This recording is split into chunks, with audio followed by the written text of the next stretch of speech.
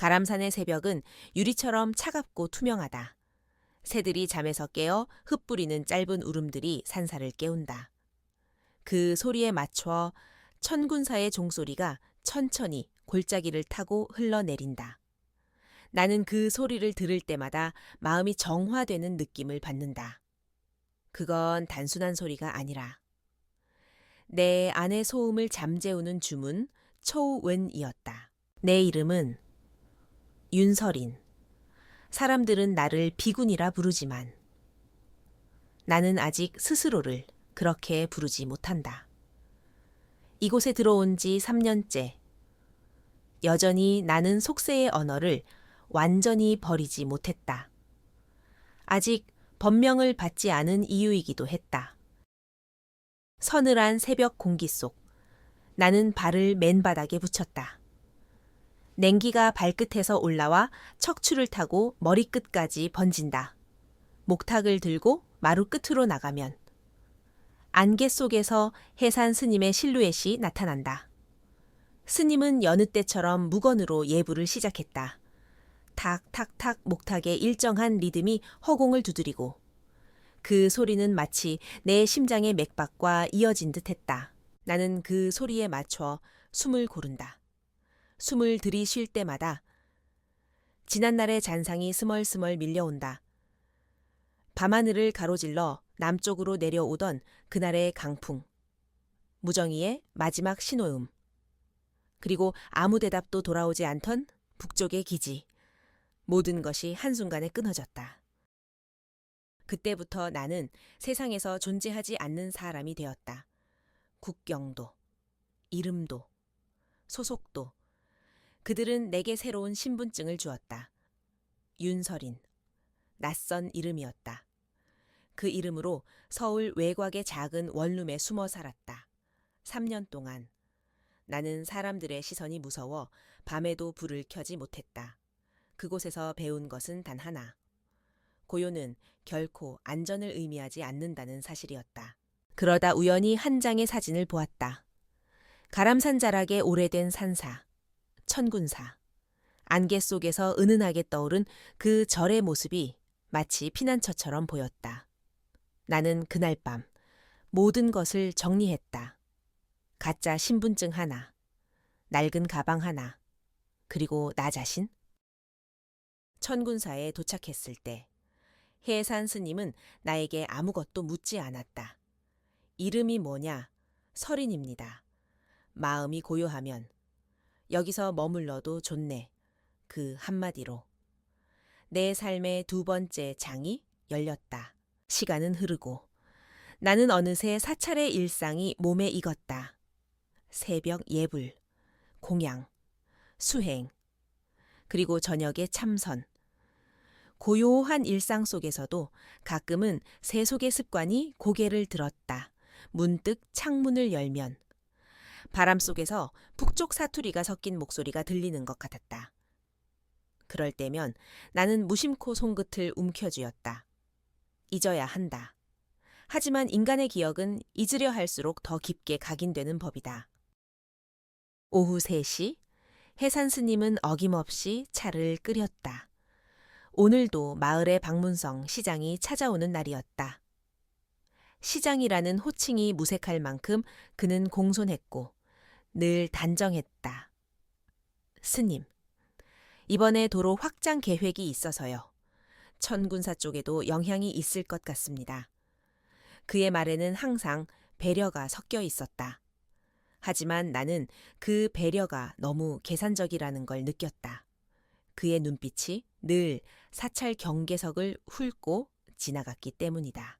차를 올리는 자리에서 나는 그를 멀리서 바라보았다. 그의 시선은 법당보다 사찰 주변의 산책로와 울타리를 자주 스캔했다. 그가 돌아간 후 나는 스님에게 조심스럽게 말했다. 시장님이 혹시 사찰 땅을 노리는 건 아닐까요? 스님은 미소 지었다. 설인. 의심은 수행자의 걸림돌이네. 사람의 선의를 먼저 믿어야 하지 않겠나. 나는 더 말하지 않았다. 그러나 마음속 어딘가에서 낡은 경보음이 울리기 시작했다. 그날 밤 나는 사찰 뒤편 언덕을 올랐다. 바람은 냉했고 달빛은 흐렸다.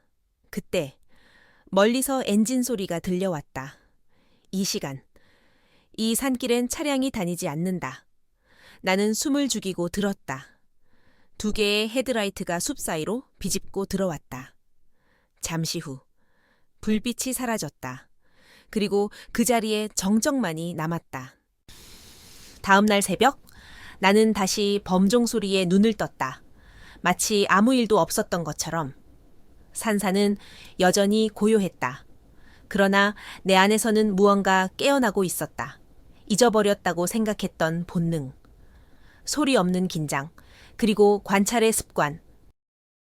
나는 그날부터 사찰 주변의 발자국, 바람의 방향, 새의 울음까지 기록하기 시작했다. 사람들은 나를 묵묵한 수행자로 보았지만 사실 나는 이곳의 지형도를 머릿속에 그려 넣고 있었다. 이건 불안 때문이 아니었다. 지키기 위해서였다. 천군사는 내가 마음을 붙잡은 첫 번째 집이었다. 하지만 집이라는 것은 언제나 누군가의 욕망에 의해 흔들릴 수 있는 공간이다. 그 사실을 나는 누구보다 잘 알고 있었다. 해질 무렵 나는 사찰마당을 쓸던 빗자루를 멈췄다. 언덕 아래서 차량의 그림자가 스쳐 지나갔다. 잠시 후 어둠이 내려앉았다. 그 순간 내 안에서 또렷한 목소리가 들렸다. 조용하다고 해서 안전한 건 아니야. 설이나 그건 오래전에 사라진 내 상관의 목소리였다. 나는 손끝으로 목탁을 쥐었다. 무게가 손에 익숙하다. 이제 나는 기도하듯 중얼거렸다. 이곳을 지킬 수 있다면. 다시 그 손을 써야겠지. 그리고 천천히 숨을 내쉬었다. 밤하늘엔 아직 별이 없었다. 하지만 나는 알았다. 폭풍은 이미 산 아래에서 오르고 있다는 걸. 사흘 뒤 박문성 시장이 다시 천군사를 찾았다. 그는 변함없이 정갈한 양복 차림이었다. 봄볕 티차에 따뜻하지 않은 오후. 해산 스님은 평소처럼 차를 올렸다. 나는 마당 끝에서 그 모습을 바라봤다. 시장과 스님의 대화는 낮고 부드러웠다. 그러나 그 부드러움 속에 묘한 계산이 섞여 있었다. 스님, 가람산 일대가 관광특구로 지정될 예정입니다. 천군사도 큰 도움을 받을 수 있을 거예요.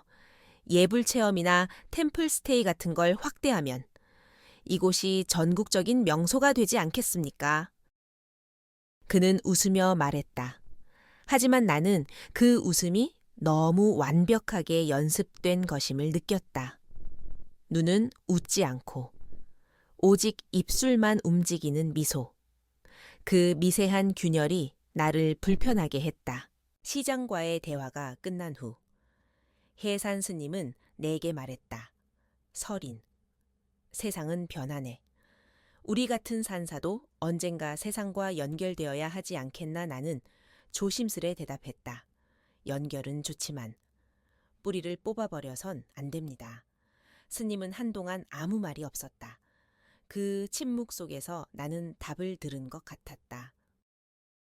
그날 밤 바람이 거세게 불었다. 지붕 위에 기왓장이 덜컹거렸고 소리피 흩날렸다. 나는 잠에서 깨어 창문을 닫으려다. 빛 한 줄기를 보았다. 산 아래. 나무 사이로 움직이는 붉은 점. 손전등이었다. 그리고 그 옆에는 낯선 사람의 그림자 2개가 있었다. 나는 등불을 끄고 어둠 속으로 몸을 숨겼다. 손끝은 저절로 예전의 리듬을 찾았다. 발소리를 감추는 법. 시선이 닿지 않는 각도.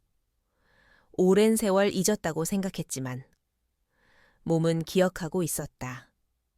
그들이 향하는 곳은 법당 뒷길이었다. 나는 담장 위로 몸을 올렸다. 달빛이 희미하게 그들의 어깨를 비췄다. 한 명은 휴대폰을 들어 올렸다. 여기 위치 확인됐어. 내일 중으로 철거 장비 올리자고. 나는 그 말을 또렷이 들었다. 그리고 머릿속에 이름 하나가 떠올랐다. 장도균. 며칠 전 시장이 언급한 인물이었다. 지역 건설업체 대표. 겉으로는 개발사업자. 실제로는 이 지역의 음성 조직을 이끄는 사람이었다.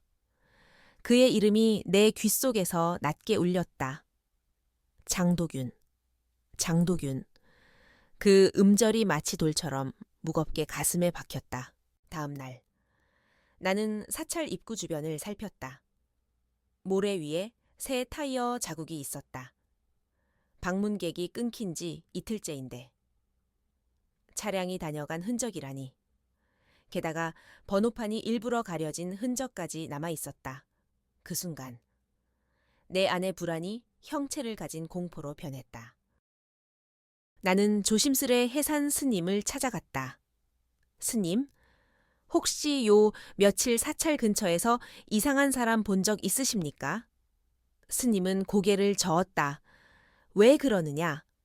밤마다 누군가 사찰 주변을 맴도는 것 같습니다. 스님은 잠시 눈을 감았다가 잔잔하게 미소 지었다. 설인. 세상엔 우연도 많다. 산길에 올라오는 등산객이겠지. 그 말에 나는 더는 말을 잇지 못했다. 그가 틀렸다고 말하고 싶었지만 아직은 증거가 없었다. 그날 저녁 나는 기도를 빙자해 법당에 남았다. 모든 등이 꺼지고 어둠이 내려앉았다. 창문 사이로 달빛 한 조각이 흘러들어왔다. 나는 호흡을 낮췄다. 밤 공기 속에 섞인 기름 냄새. 그리고 금속이 부딪히는 소리. 사람이 있었다. 나는 발소리를 지으며 바깥으로 나갔다. 나무 뒤에서 누군가 휴대폰으로 통화 중이었다. 주지는 매일 저녁 6시 예불. 9시엔 방으로 들어갑니다. 비구니는 새벽에만 활동해요. 내일 밤이 기회예요. 그 목소리를 나는 잊지 못할 것이다. 낯선 남성, 낮게 깔린 평양 사투리. 그건 나에게 두 가지 의미를 던졌다. 하나는 위협, 다른 하나는 연결. 나는 숨을 죽였다. 그는 이어서 말했다. 그 여자는 뭔가 이상해요.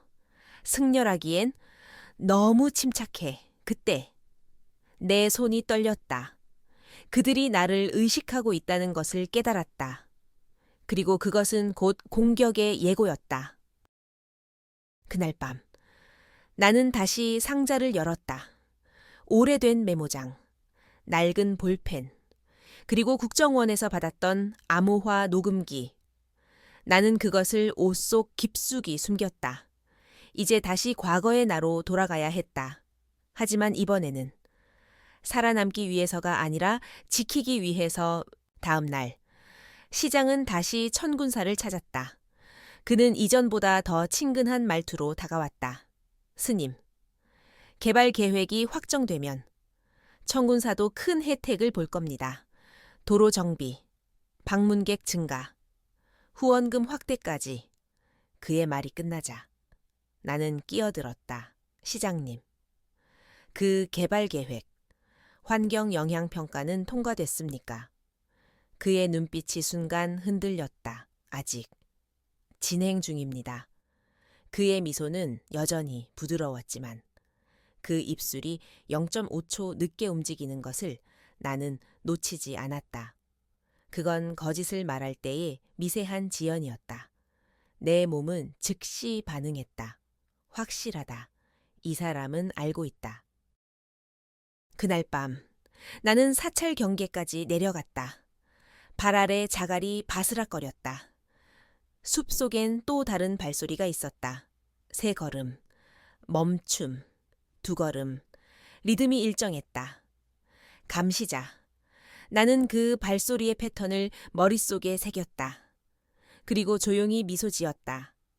그래, 이제 나도 네 얼굴을 보자. 새벽이 밝았다. 종소리가 다시 울렸다. 그러나 오늘의 종소리는 조금 무거웠다.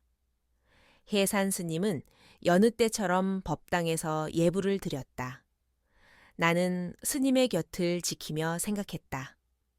이 산사의 평온을 깨뜨리려는 자들이 있다면 나는 그들을 용서하지 않겠다. 비록 내가 다시 어둠으로 걸어 들어가야 한다 해도 목련이 내 옆에 와서 앉았다. 그 작은 생명체의 숨결이 따뜻했다. 나는 손으로 그 머리를 쓰다듬으며 중얼거렸다. 목련아, 이제 조용히 있자. 이제 곧 바람이 불 거야. 그 순간 멀리서 드론의 윙윙거림이 들려왔다. 나는 고개를 들어 하늘을 봤다. 작은 점 하나가 산사 위를 서성였다. 그리고 그 순간 나는 확신했다. 그들은 이미 움직이기 시작했다. 그날 밤 나는 잠을 이루지 못했다. 산사의 고요는 너무나 깊고 그 깊이 속에서 나의 의심이 생명처럼 살아 움직였다. 시장 박문성의 미소, 장도균의 그림자, 그리고 숲속을 떠도는 발소리들. 이 모든 것이 하나로 연결되어 있다는 직감을 느꼈다. 내가 느낀 그 미세한 떨림은 그냥 우연이 아니었다. 그것은 경고였고 나는 그 경고를 무시할 수 없었다. 새벽 예불이 끝난 후 나는 다시 사찰의 경계를 살폈다. 법당 앞에서 바람이 불고 그 바람 속에서 흔들리는 나무들의 입소리가 귀에 들어왔다. 그 소리는 차분하면서도 내 안의 긴장을 더욱 깊게 만들었다. 지금까지 이곳의 고요함에 익숙해져 있었지만 그 고요는 이제 내가 지켜야 할 것이 되었다. 내가 지켜야 할 것이 무엇인지 나는 점점 더 분명히 알게 되었다. 그날 아침 해산 스님이 나를 불렀다. 설인, 잠시 얘기를 나누자. 그의 목소리는 언제나처럼 온화했지만 나는 그 안에서 뭔가 불편한 느낌을 받았다. 나는 조심스럽게 스님에게 다가갔다. 스님, 어젯밤에 무언가 들리셨나요? 스님은 잠시 눈을 감았다가 천천히 고개를 저었다. 그렇지 않네. 아무것도 들리지 않았다. 나는 그 말을 듣고도 여전히 마음이 불안했다. 그럴수록 나는 더 의심을 거두지 못했다. 왜냐하면 나의 직감은 항상 틀린 적이 없었으니까. 점심을 먹고 나서 나는 시장이 다시 방문할 것임을 알았다. 그의 방문은 이미 예고된 것이었고 그가 하는 모든 말과 행동이 더 이상 우연의 일치로는 볼 수 없었다. 그가 이번에 들고 온 것은 재개발 계획이었다. 스님, 이 지역은 조만간 대규모 개발이 예정되어 있습니다. 우리 천군사도 더 많은 지원을 받을 수 있을 겁니다. 그리고 그 지원을 통해 이곳의 자원도 조금 더 효율적으로 활용할 수 있을 거라 생각합니다.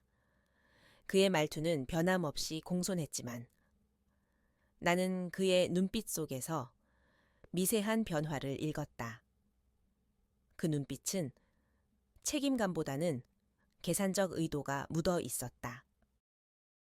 나는 순간적으로 그의 말을 중단시켰다. 시장님, 그 개발 계획에는 환경 영향 평가가 포함되어 있습니까? 시장 박문성은 잠시 멈칫했지만 이내 웃으며 대답했다. 그건 아직 진행 중입니다. 하지만 큰 문제가 없을 겁니다. 그의 대답은 완전히 거짓이었다. 나는 그것을 눈치챘다. 그 순간. 내 마음은 더 이상 그가 말하는 것에 귀를 기울이지 않았다. 그가 말하는 지원이란 결국 우리 사찰을 제물로 삼는 거래일 뿐이라는 사실을 나는 직감했다. 시장과의 대화가 끝난 후 나는 그와의 만남이 끝난 자리를 떠나기 전에 한 가지 결심을 했다. 이 계획이 무엇을 목표로 하는지 정확히 파악해야 한다. 그리고 그 답을 찾기 위해서는 내가 그들의 행적을 정확히 추적할 수밖에 없었다. 장도균, 박문성, 그리고 그들이 연결된 조직, 그들의 모든 불법적인 거래를 파헤쳐야 했다. 그들이 누구에게 이익을 주고 누구를 속이고 있는지 밝혀내야 했다. 그날 밤 나는 숲속을 걸으며 그들의 발자국을 추적했다. 어두운 하늘 아래 나무들의 그림자와 함께 발걸음이 하나씩 이어졌다. 그리고 나는 그들의 목표가 무엇인지 조금씩 파악해 나갔다. 다음 날 나는 다시 사찰 경계를 돌아보았다. 그리고 그곳에서 이상한 차 한 대를 보았다. 차량의 번호판은 손톱만큼도 보이지 않게 가려져 있었다. 나는 그 차량을 가까이서 살펴보았다. 차 안에서는 남자 2명이 대화를 나누고 있었다. 내일 아침. 사찰 근처에서 접선한다. 그 후에는 모든 것이 우리 계획대로 진행될 것이다. 그 말에 나는 간섭을 하지 않기로 결심했다.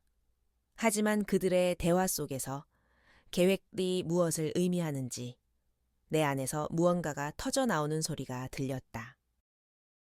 나는 그날 밤 정보를 모을 준비를 했다. 내가 사용할 수 있는 모든 기기, 모든 방법을 동원해 그들의 통화를 기록하고 그들의 네트워크를 추적해야 했다. 나는 더시캠과 암호화, 녹음펜을 챙기고 스마트폰에 해킹 툴을 준비했다. 그리고 그 모든 것을 법당 뒤편 창고에 숨겨두었다. 몇 시간이 지난 후 나는 다시 사찰 마당을 걷고 있었다.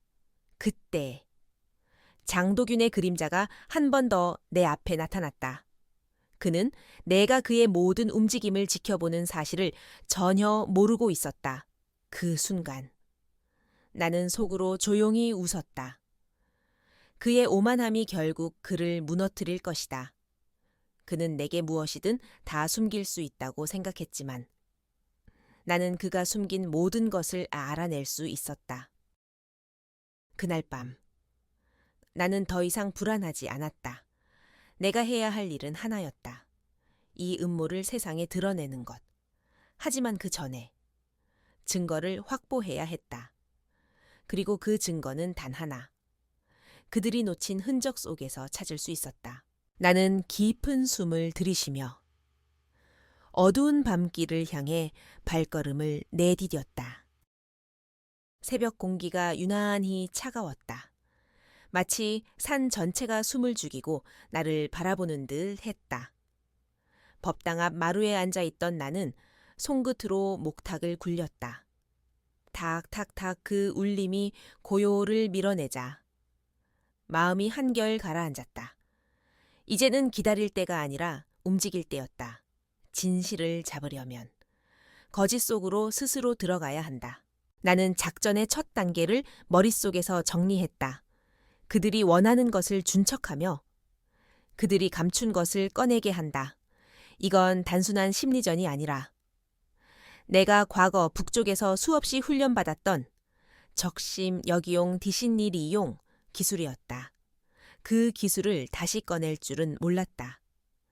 하지만 이번엔 명령이 아니라 내 선택이었다. 아침 공양 후 해산 스님께 찾아가 말했다. 스님, 제게 며칠간 맡겨주실 일이 있습니다. 스님은 내 얼굴을 한참 바라보았다. 설인, 위험한 일은 아니겠지. 나는 미소 지었다. 스님, 저는 위험이 익숙한 사람입니다. 다만 이번엔 그 위험이 우리를 살릴 겁니다. 스님은 한참의 침묵 끝에 고개를 끄덕였다. 그대가 옳다고 느낀다면 하게. 하지만 돌아올 때까진 종소리가 그대를 지킬 것이다.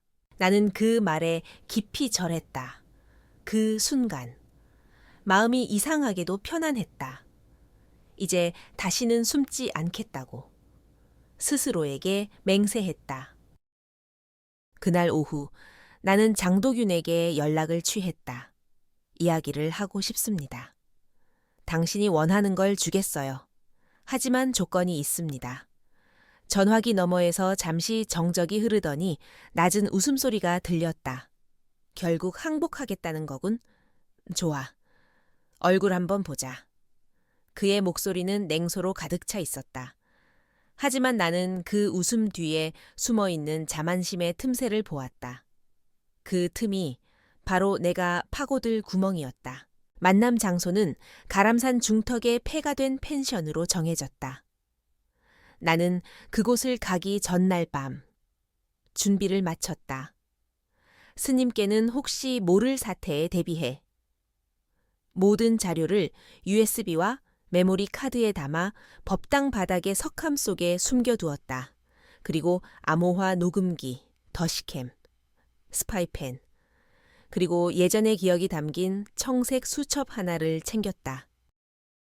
펜션에 도착했을 때 장도균은 이미 와 있었다. 그 옆에는 2명의 부하가 서 있었다. 그들의 눈빛에는 노골적인 적대감이 묻어 있었다. 하지만 나는 그 어떤 두려움도 느끼지 않았다. 오히려 이 공간의 공기가 나에게 익숙했다. 이건 협상장이 아니라 신문실이었다. 윤설인. 생각이 바뀐 모양이군. 그가 담배를 피워 물며 말했다. 우리한테 협조만 하면 돼. 그럼 너랑 그 늙은 스님 다 무사할 거야. 나는 그의 눈을 똑바로 바라보았다. 조건이 있습니다. 조건 천운사 주변의 땅만 건드리지 마세요. 그 외는 당신들이 알아서 하시죠. 그는 피식 웃었다. 그깟 절 하나에 이렇게까지 그 절은 제 전부입니다. 그가 미소를 거두었다. 좋아? 그런데 내 과거 말이야, 국정원, 북쪽. 그런 얘기들? 그거 마치 나는 아무 대답도 하지 않았다. 그의 입꼬리가 올라갔다. 역시 내가 사람 보는 눈은 있지. 그래서 위험해. 네가 먼저 없애야 할 변수야. 그는 손을 들어 부하 하나를 불렀다. 그 순간 내 손안의 녹음펜이 자동으로 작동을 시작했다. 삐, 아무도 모를 정도의 미세한 소리. 나는 여전히 침착하게 말했다. 그렇게까지 하실 필요 없잖아요. 그냥 제가 떠나면 당신들은 계획을 진행할 수 있을 텐데. 글쎄, 입이 있는 사람은 언제든 문제를 만들지. 그의 말이 끝나기도 전에 나는 테이블 아래에 리모트 버튼을 눌렀다. 더시캠의 녹화가 시작되었다. 그의 얼굴, 그의 말, 그의 모든 행동이 기록되고 있었다. 나는 그가 무심코 꺼낸 휴대폰을 흘깃 보았다. 화면에 박문성 시장이라는 이름이 떠 있었다. 시장님, 준비 다 됐습니다. 내일 철거팀 투입하죠. 그 말 한마디가 나에게는 결정적 증거였다. 나는 숨을 고르고 천천히 의자에서 일어섰다. 됐습니다. 더 이상 얘기할 게 없군요. 그가 눈썹을 찌푸렸다. 뭐 필요한 건 다 들었습니다. 그 순간 그의 얼굴에 어두운 빛이 번졌다. 너 지금 녹음하고 있지? 나는 미소 지었다. 확인해 보시겠어요? 그는 자리에서 벌떡 일어났다. 하지만 그가 다가오기 전에 나는 창문 쪽으로 몸을 던졌다. 깨진 유리 조각이 허공을 가르며 흩어졌다. 등 뒤로 장도균의 고함이 들렸다. 잡아 전연 잡아. 나는 몸을 굴러 땅에 닿자마자 숨을 고르고 달리기 시작했다. 차가운 바람이 얼굴을 스쳤고 나무가지들이 팔을 베었다. 그러나 아픔보다 앞선 건 살아있다는 실감이었다. 나는 숨이 턱 끝까지 차올랐을 때 사찰의 종소리가 멀리서 들려왔다. 해산 스님이 매일 치던 그 목탁의 리듬과 함께 스님, 나는 속삭였다. 이제 조금만 기다리세요. 사찰에 도착했을 때는 이미 해가 저물고 있었다. 숨을 고르며 법당 안으로 들어서자. 해산 스님이 기다리고 계셨다. 설이나. 무슨 일이냐? 나는 가방을 열어 녹음 파일과 영상 자료를 꺼냈다. 이제 모든 증거가 있습니다. 스님은 그 짧은 문장을 듣고도 아무 말이 없었다. 오히려 두 손을 모아 합장하셨다. 그래, 이제 진실의 시간이 다가오는구나. 스님의 목소리엔 분노가 아닌 연민이 있었다. 그 연민이 오히려 내 마음을 아프게 했다. 나는 파일을 노트북에 옮기며 말했다. 스님, 내일 새벽 경찰과 언론에 동시에 자료를 넘기겠습니다. 하지만 그 전에 그들을 막아야 합니다. 분명 복수하러 올 겁니다. 스님은 고개를 끄덕였다. 설인, 그대가 무엇을 선택하든 나는 그대를 믿네. 그 한마디가 나를 다시 숨쉬게 했다. 밤이 깊어갈수록 산은 점점 더 어두워졌다. 그러나 내 마음속엔 희미한 불빛이 켜지고 있었다. 그건 복수의 불이 아니라 정의의 불이었다. 나는 마지막 준비를 마쳤다. 녹음기와 영상 파일을 두 군데로 나누어 백업했다. 하나는 스님께, 다른 하나는 나에게. 혹시라도 내가 사라진다면 이 자료가 세상으로 나가도록. 그날 밤 나는 한동안 잠들지 못했다. 목련이 내 옆에서 숨을 고르고 있었다. 그 조용한 숨소리 사이로 산 아래에서 또 한 번 엔진 소리가 들려왔다. 그리고 그 순간 나는 모든 것을 깨달았다. 폭풍은 내일이 아니라 이미 오늘 시작되었다는 것을. 나는 조용히 눈을 감았다. 내일 그들과 맞설 것이다. 과거의 나로 돌아가서라도 이곳을, 이 사람들을, 그리고 내 스스로의 평화를 지키기 위해서. 밤은 유난히 무거웠다. 달빛이 없었다. 별도 숨어 있었다. 마치 하늘마저 숨을 죽이고 오늘 일어날 일을 지켜보려는 듯했다. 나는 법당 앞 마루에 앉아 있었다. 목련은 내 발치에 누워 꼬리를 감고 있었다. 손에는 오래된 목탁 대신 얇은 철제 막대가 쥐어져 있었다. 예불 대신 싸움을 준비하는 밤. 나는 오랜만에 다시 과거의 호흡을 꺼냈다. 심박을 낮추고 시야를 넓히고 어둠 속 움직임의 패턴을 그렸다. 그리고 그들이 왔다. 먼저 들린 것은 엔진의 웅성거림. 그 다음엔 발소리였다. 산문 샨맨 쪽에서 3명, 법당 뒤편에서 2명, 총 5명, 장도균의 부하들이었다. 그들은 술기운이 섞인 웃음으로 어둠을 찢었다. 스님들 자나 오늘부로 이 절은 끝이야. 그들의 말이 마당을 울렸다. 나는 목련에게 손짓했다. 조용히. 뒤편 창고 쪽으로. 녀석은 고요히 움직였다. 작은 발자국 소리마저 들리지 않았다. 나는 그림자 속으로 몸을 숨겼다. 법당 옆 소나무 아래. 내 숨결은 돌처럼 단단했다. 부하 한 명이 먼저 담장을 넘었다. 그가 손전등을 켜는 순간 나는 움직였다. 빛이 퍼지기도 전에 그의 손목을 비틀어 떨어뜨렸다. 끄윽 짧은 신음, 내 팔이 그의 목 뒤로 들어가 7초 만에 의식이 끊겼다. 나는 그를 법당 뒤 돌기둥에 묶었다. 입을 천으로 막고 소리를 봉인했다. 2번째는 더 쉬웠다.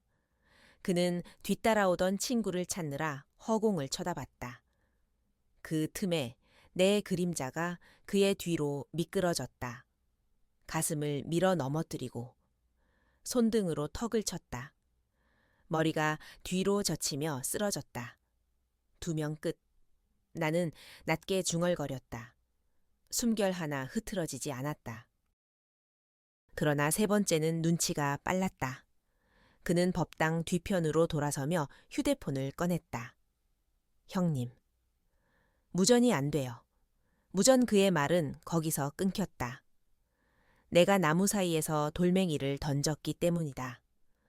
그는 본능적으로 고개를 돌렸고 그 사이 나는 뛰어올라 그의 팔꿈치를 눌러 꺾었다.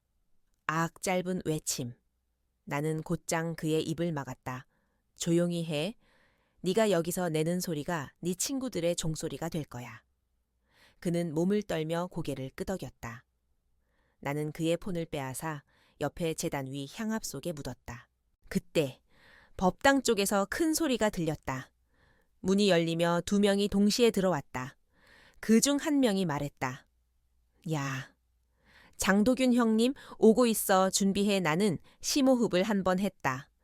이제 곧 본인이 나타난다는 뜻이었다. 해산 스님은 이미 내 지시에 따라 경찰 신고와 증거 전송을 마친 상태였다. 이제 내가 해야 할 일은 단 하나. 시간을 벌고 아무도 다치지 않게 막는 것. 마당 한가운데서 장도균이 모습을 드러냈다. 그는 검은 재킷 차림에 여전히 여유로운 미소를 띠고 있었다. 윤설인. 역시 여기 있었군. 그가 담배를 피워 물었다. 내가 이렇게까지 직접 오게 만들 줄이야. 대단한 승려야. 정말. 나는 천천히 걸어 나갔다. 법당 불빛이 내 얼굴을 비쳤다. 그는 나를 보고 미소 지었다. 이제 끝이야. 자료는 어디 있어? 당신이 찾는 그 자료. 나는 목탁을 한번 두드렸다. 탁. 이미 세상으로 나갔습니다. 그의 표정이 단단히 굳었다. 거짓말. 확인해 볼래요. 경찰이 산 아래에서 오르고 있을 겁니다. 그 순간 그의 눈빛이 불안하게 흔들렸다. 그는 부하에게 소리쳤다. 확인해봐 도로에 차 있는지. 부하는 허둥지둥 뛰쳐나갔다. 그의 뒷모습이 사라지는 순간 나는 장도균에게 말했다. 돌아가세요. 이제 끝났습니다. 끝났다고 아직 넌 살아있잖아. 그는 품에서 무언가를 꺼냈다. 쇠파이프. 달빛 대신 그것이 반짝였다. 난 증거보다 증인을 없애는 걸 더 잘하거든. 그가 앞으로 나섰다. 나는 뒤로 물러서지 않았다. 오히려 발끝을 앞으로 옮겼다. 그럼 해봐요. 당신이 싸움을 아는지, 폭력만 아는지 한번 보죠. 그의 팔이 허공을 가르며 내려왔다. 나는 몸을 옆으로 틀어 피하고 손목을 잡아 돌렸다. 파이프가 떨어지며 돌바닥을 쳤다. 딱 그 소리와 함께 그의 팔이 비틀렸다. 크. 힘만 믿고 사는 사람의 결말은 늘 같아요. 나는 낮게 속삭였다. 그가 무릎을 꿇자 뒤에서 또 한 명이 달려들었다. 나는 몸을 낮춰 그의 중심을 무너뜨리고 팔꿈치로 명치를 눌러 제압했다. 모든 동작은 단 3초. 소리 하나 나지 않았다. 장도균이 숨을 몰아쉬며 외쳤다. 인연, 넌 도대체 뭐야? 나는 그의 눈을 바라보며 답했다. 천군사의 수호자. 그때 산 아래에서 경찰 사이렌 소리가 들려왔다. 멀리서 불빛이 깜빡이며 올라오고 있었다. 장도균은 그 소리를 듣고 절망한 듯 눈을 감았다. 젠장. 그는 그대로 주저앉았다. 나는 그에게 다가가 휴대폰을 꺼냈다. 박문성 시장에게 문자를 보내요. 계획대로 진행 중입니다. 그 한 문장만. 그는 날카로운 눈빛으로 나를 노려보다가 결국 떨리는 손으로 문자를 보냈다. 잠시 후 그의 휴대폰이 울렸다. 그래. 수고했네. 끝나면 연락하게. 그 메시지를 본 순간 나는 스크린샷을 찍어 바로 증거 폴더에 저장했다. 결정적 연결고리였다. 그때 해산 스님이 법당 문을 열고 나왔다. 스님은 모든 상황을 보고도 흔들리지 않았다. 설이나. 다 끝났느냐네. 스님, 이제 끝났습니다. 나는 조용히 대답했다. 장도균은 무릎을 꿇은 채 숨을 헐떡였다. 그의 부하들은 이미 모두 제압되어 있었다. 목련이 멀리서 낮게 으르렁거렸다. 경찰차의 헤드라이트가 산문 앞을 비추자 스님은 천천히 손을 모아 합장했다. 모든 인연에는 끝이 있다. 이것도 또한 인연의 한 조각일 뿐. 나는 고개를 숙였다. 차가운 밤 공기 속에서 땀 냄새와 향 냄새가 섞였다. 그리고 나는 조용히 중얼거렸다. 스님, 종소리를 울려주세요. 이 산이 깨어나야 할 때입니다. 해산 스님이 종을 쳤다. 쿵소리가 어둠을 가르며 퍼져나갔다. 그 울림 속에서 경찰들이 들어왔다. 수갑이 채워지고 불빛이 흔들렸다. 장도균이 끌려가며 마지막으로 내게 말했다. 넌 이겼다고 생각하지 마라. 사람은 언제나 또 다른 욕심으로 돌아오지. 나는 그에게 미소로 답했다. 그럼 나는 또 지켜야겠죠. 그가 사라진 뒤 천군사에는 다시 고요가 찾아왔다. 하지만 그 고요는 이전의 침묵이 아니었다. 이제 이곳의 공기에는 숨겨진 강인함이 섞여 있었다. 나는 마루에 앉아 목탁을 두드렸다. 탁탁탁 그 소리는 전과 다르지 않았지만 이제 내 안에서 울리는 울림은 완전히 달랐다. 목련이 내 옆에 와 앉았다. 나는 그 녀석의 머리를 쓰다듬으며 말했다. 우리가 지켜냈어. 목련아, 이 종소리가 끊기지 않게 됐어. 멀리서. 새벽을 알리는 첫 빛이 산마루 위로 번졌다. 그리고 나는 느꼈다. 오늘 비로소 진짜 새벽이 왔다. 새벽종이 3번 울렸다. 그 소리는 평소보다 낮고 깊었다. 밤새 내리던 안개가 걷히자 산의 능선이 천천히 제 모습을 드러냈다. 천군산은 다시 고요했다. 그러나 그 고요는 어제의 침묵이 아니었다. 모든 것이 끝난 후에 숨 고르기 같은 고요였다. 나는 법당 앞에 서 있었다. 땅 위에는 아직 경찰차에 타이어 자국이 남아 있었다. 차갑게 식은 그 흔적이. 어젯밤의 소용돌이를 증언하고 있었다. 해산 스님은 마당을 쓸고 계셨다. 붓질하듯 바닥을 훑는 대나무 빗자루의 소리가 마치 마음의 먼지를 쓸어내는 듯 했다. 경찰이 돌아간 지는 1시간 남짓. 장도균과 그 부하들은 모두 체포되었고 그들의 휴대폰과 차량, 장부까지 압수되었다. 그 안에는 수년간의 비자금 거래 내역, 그리고 박문성 시장과의 은밀한 대화 기록이 고스란히 남아 있었다. 시장님이 이미 모든 걸 알고 있었다는 거죠. 젊은 수사관이 나에게 말했다. 나는 고개를 끄덕였다. 네, 장도균이 직접 말했습니다. 녹음과 영상 파일은 모두 전달했습니다. 수사관은 노트북을 닫으며 말했다. 이건 단순한 개발 비리가 아니네요. 지방 권력 전체가 얽힌 구조적인 부패 사건입니다. 그의 말이 공기 속을 지나가며 묘한 울림을 남겼다. 그 순간.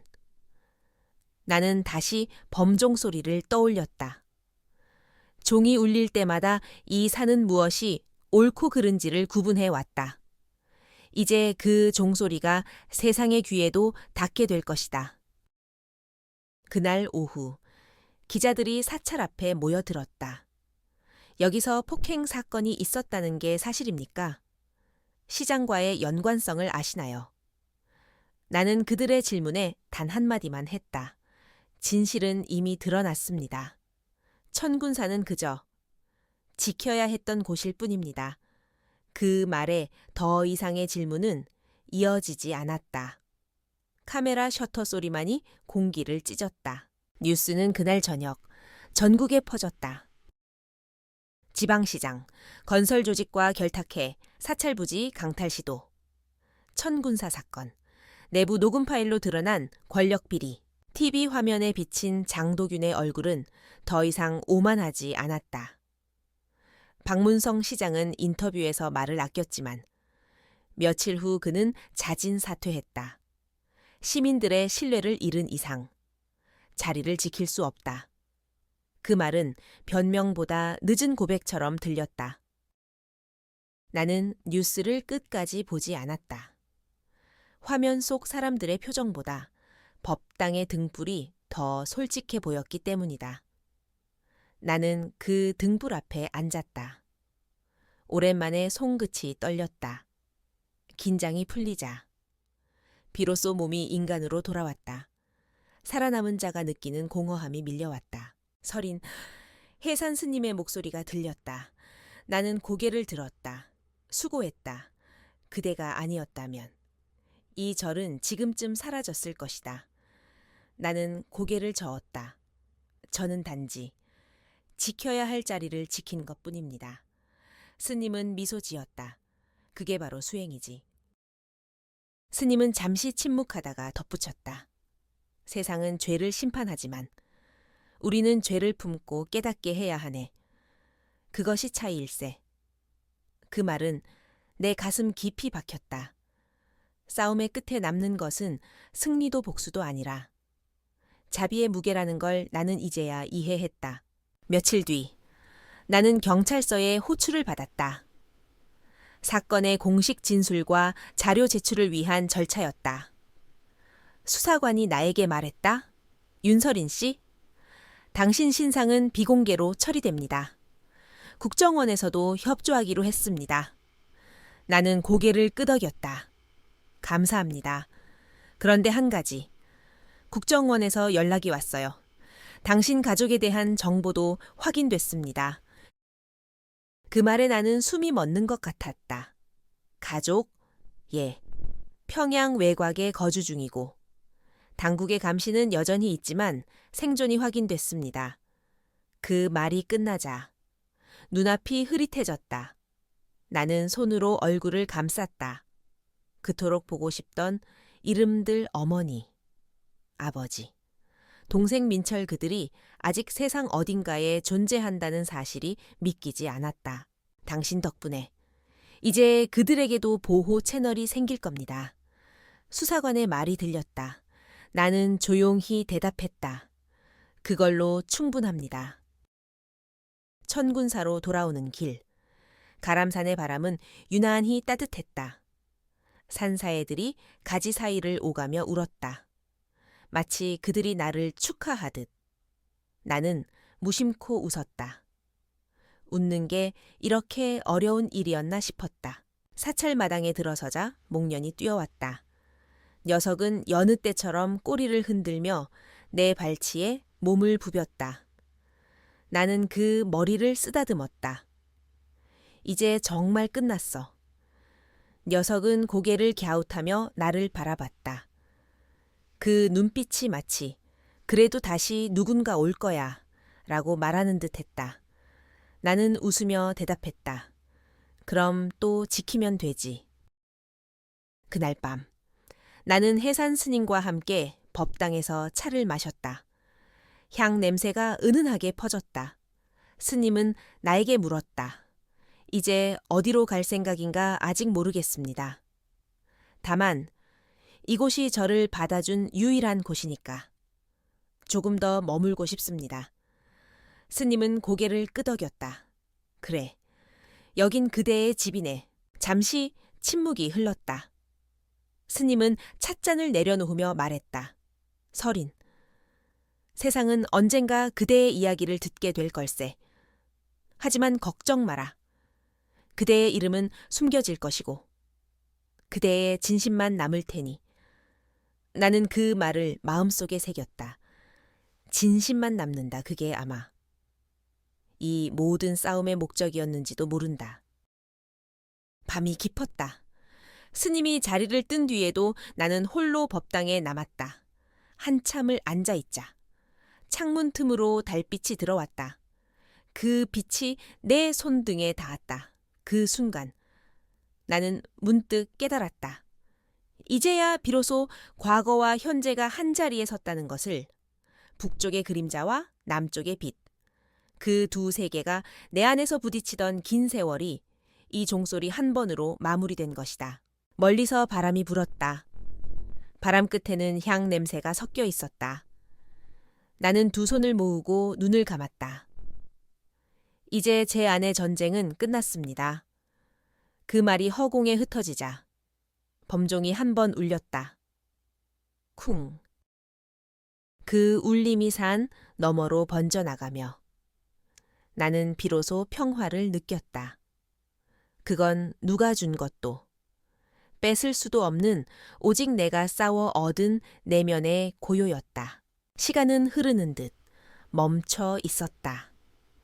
천군사의 하루는 다시 새벽종으로 시작되었고 나는 여느 때처럼 법당 앞 마루를 쓸었다. 소리피 바람에 흩날리며 내 발끝에 쌓였다. 손끝으로 그 잎을 모으며 문득 생각했다. 평온이란 건 싸움이 끝나서 오는 게 아니구나. 그건 마음속의 칼을 내려놓는 순간 비로소 찾아오는 것.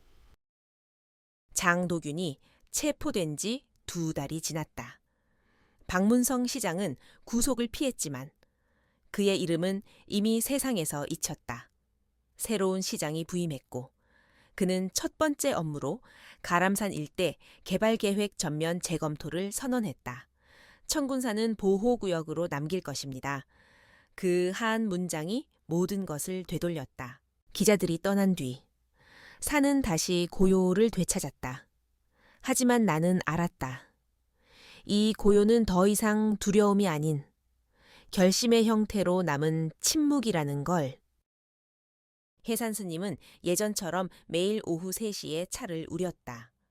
그 시간만큼은 아무리 바쁘더라도 멈추지 않았다.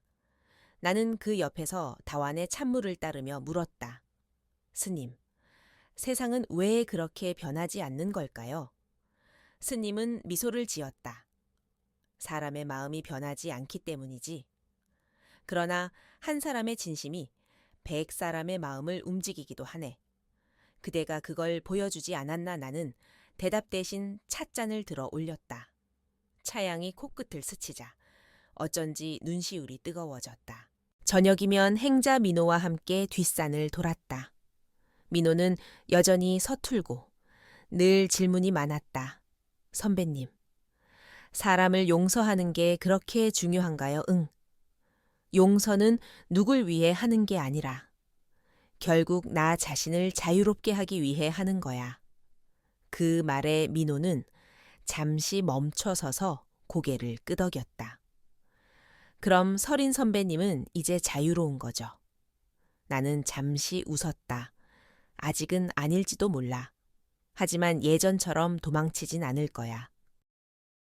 밤마다 목련은 내 곁에 누워 잤다. 녀석의 호흡이 고르고 따뜻했다. 어둠 속에서도 나는 그 숨결을 들으며 안도했다. 하루의 끝에서 이런 작은 평화를 느낄 수 있다는 게 기적처럼 느껴졌다. 그 무렵 국정원에서 다시 연락이 왔다. 조심스러운 어조였다. 서린 씨, 가족의 안부가 추가로 확인됐습니다. 당분간 안전하게 지내고 있다고 합니다. 다만 연락은 불가능합니다. 나는 한동안 아무 말도 하지 못했다. 그걸로 충분합니다. 그 말이 입 밖으로 나왔을 때 가슴 어딘가가 찢어지는 듯 하면서도 이상하게 가벼워졌다. 며칠 뒤 산사의 뜻밖의 손님이 찾아왔다. 수사관 박재민이었다. 사건은 완전히 마무리되었습니다. 그는 밝은 얼굴로 말했다. 천군사 사건은 지역 청렴 캠페인의 상징으로 남을 겁니다. 그리고 당신의 이름은 여전히 어디에도 기록되지 않았습니다. 나는 미소 지었다. 그게 제일 좋네요. 그는 잠시 머뭇거리다 말했다. 당신 같은 사람은 세상에 드물어요. 언젠가. 이 이야기가 사람들에게 알려졌으면 좋겠습니다. 그럴 일은 없을 겁니다. 이 이야기는 이 산에서 끝나야 하니까요. 그는 고개를 끄덕이며 떠났다. 그 뒷모습을 바라보며 나는 속으로 중얼거렸다. 감사합니다. 당신도 또 하나의 증인이었어요. 그날 밤 하늘은 유난히 맑았다. 별빛이 쏟아질 듯 내려와 법당 지붕을 덮었다. 나는 마당 한가운데 앉았다. 발끝에서 느껴지는 흙의 온도가 부드러웠다.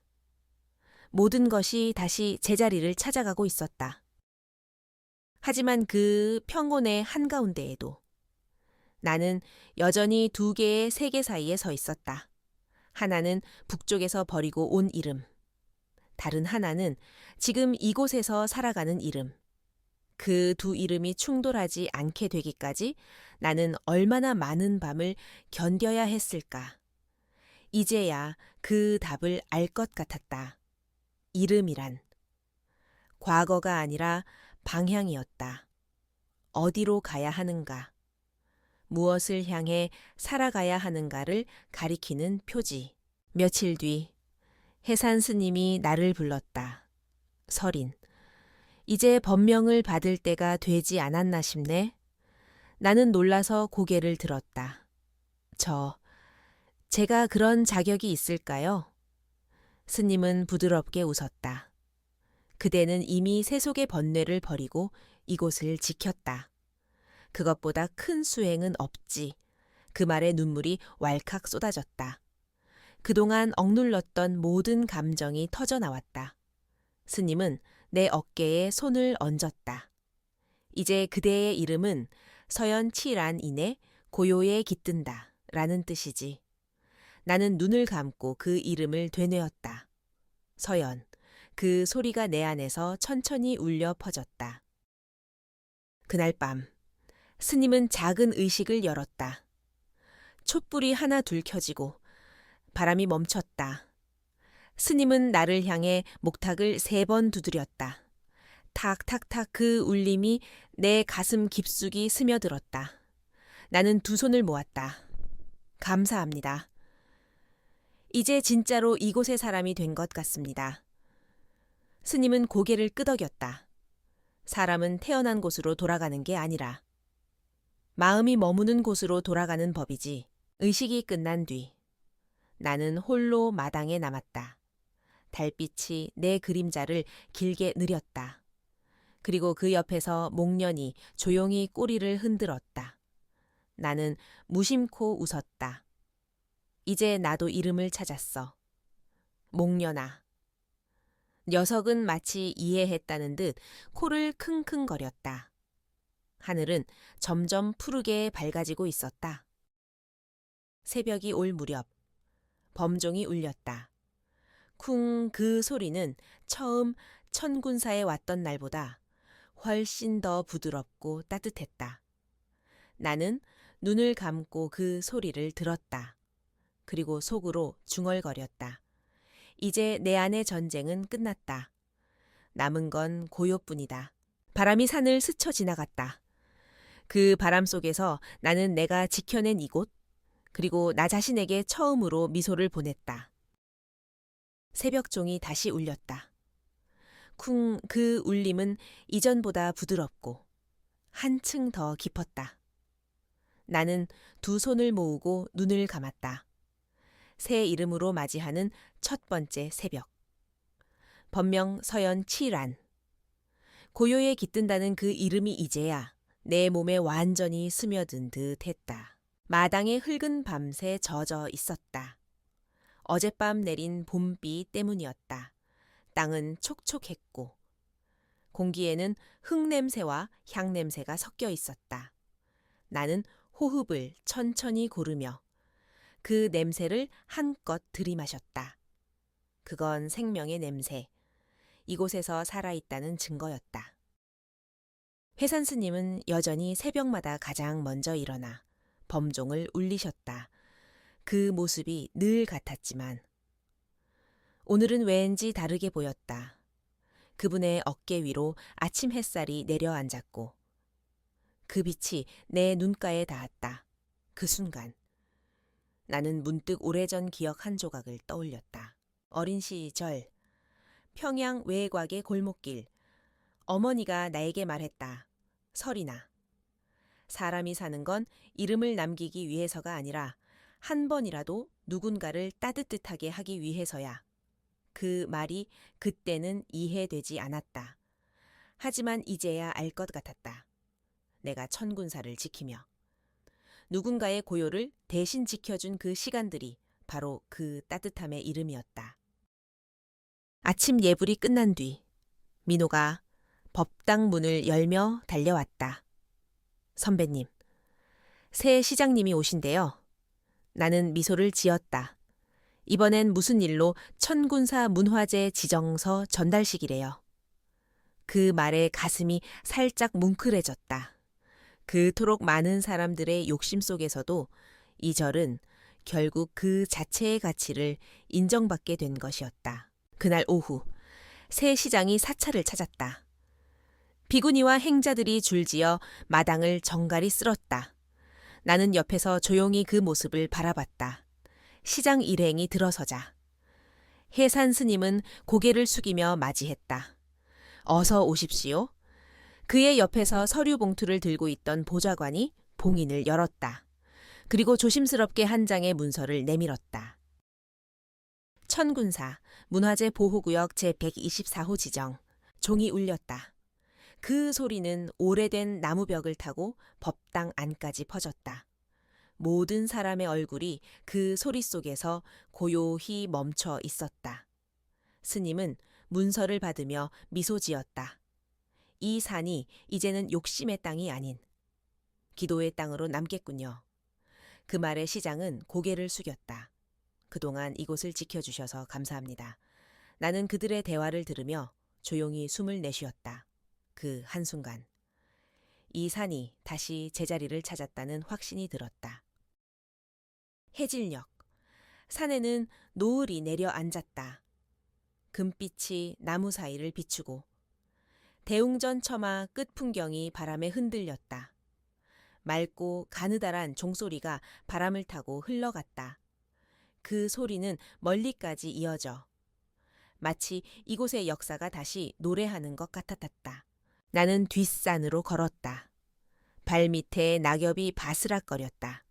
그 소리가 이제는 무섭지 않았다. 과거엔 숨어야 했던 어둠이 이젠 나를 감싸는 포근한 옷처럼 느껴졌다. 바람은 천천히 머리카락을 스쳤다. 그 바람 속에서 나는 내 안에 또 다른 목소리를 들었다. 서린, 아니, 서연아, 이제 괜찮아. 그건 오랜 세월 내 안에 갇혀있던 나 자신이었다. 나는 하늘을 올려다봤다. 멀리. 북쪽 하늘이 희미하게 빛나고 있었다. 그곳 어딘가에 아직 살아있을 어머니와 아버지, 그리고 민철. 그들의 얼굴이 바람에 스쳐갔다. 나는 손끝으로 공중에 글을 그렸다. 안녕하길, 부디 평안하길. 그 글자는 금세 바람에 흩어졌지만 마음속에서는 오랫동안 사라지지 않았다. 사찰로 돌아오니 해산 스님이 법당 앞에 앉아 계셨다. 스님은 나를 보자 조용히 물었다. 서연, 이제는 후회가 없나? 나는 고개를 끄덕였다. 없습니다. 이곳이 제 길이었고 이름을 바꾼 건 새 인생을 얻은 것과 같습니다. 스님은 잠시 하늘을 바라보았다. 사람은 모두 자기 이름 안에 운명을 품고 태어나지. 그대의 이름처럼 이제 고요히 머무르며 세상을 바라보면 되네. 스님은 일어나서 법당 안으로 들어가셨고 나는 홀로 남았다. 석양의 빛이 마당의 돌계단을 붉게 물들였다. 그 빛 속에서 나는 처음 천군사에 왔던 날을 떠올렸다. 낯설고 두려웠던 그 순간 모든 것이 낯설었지만 지금 나는 그때의 나에게 말할 수 있다. 잘 왔다. 정말 잘 왔어. 밤이 내렸다. 별빛이 다시 산사를 덮었다. 민호와 목련은 이미 잠들어 있었다. 나는 법당 문을 열고 들어갔다. 촛불 하나가 흔들리고 있었다. 그 불빛에 비친 내 얼굴은 더 이상 낯선 이의 얼굴이 아니었다. 나는 그 불 앞에 무릎을 꿇고 두 손을 합장했다. 지켜야 할 것을 지켰고 잃어버린 나를 되찾았습니다. 이제 이 산이 나를 지켜줄 차례겠지요. 그 말과 함께. 내 입계는 잔잔한 미소가 번졌다. 그때 바람이 문틈을 스치며 지나갔다. 촛불이 잠시 흔들렸다가 다시 안정되었다. 그 바람 속에서 나는 분명히 들었다. 누군가의 목소리처럼. 하지만 분명 내 안에서 울리는 소리였다. 평안하라. 서연아. 네가 지킨 이 고요가 누군가의 내일이 될 것이다. 나는 눈을 감았다. 그리고 아주 오래. 아무 말 없이 그 자리에 앉아 있었다. 마당 어딘가에서 작은 종이 울렸다. 풍경이 바람에 흔들리며 내는 소리. 그 소리가 멀리 퍼지며 천운사의 어둠을 은빛으로 물들였다. 그날 밤 나는 깨달았다. 고요는 끝이 아니라 새로운 시작이라는 것을 지켜낸다는 건 단지 버티는 게 아니라 결국 다시 사랑할 용기를 얻는 일이라는 것을. 그리고 다음 날 새벽종이 울릴 때 나는 다시 목탁을 들었다. 탁탁탁 그 리듬은 처음과 같았지만 그 속에 나는 완전히 달랐다.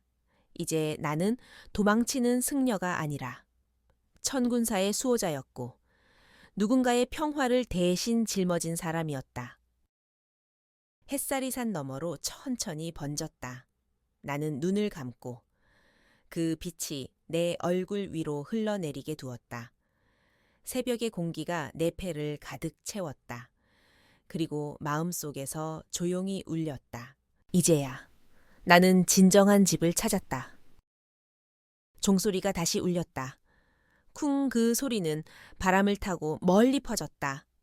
그리고 그 울림은 이 산을 넘어 내 안의 마지막 불안을 씻어주었다. 천군사는 여전히 고요했다. 그러나 그 고요 속에는 생명이 있었다. 기도, 숨결, 그리고 평화. 나는 그 고요 한가운데 서 있었다. 새로운 이름으로, 새로운 하루를 맞이하며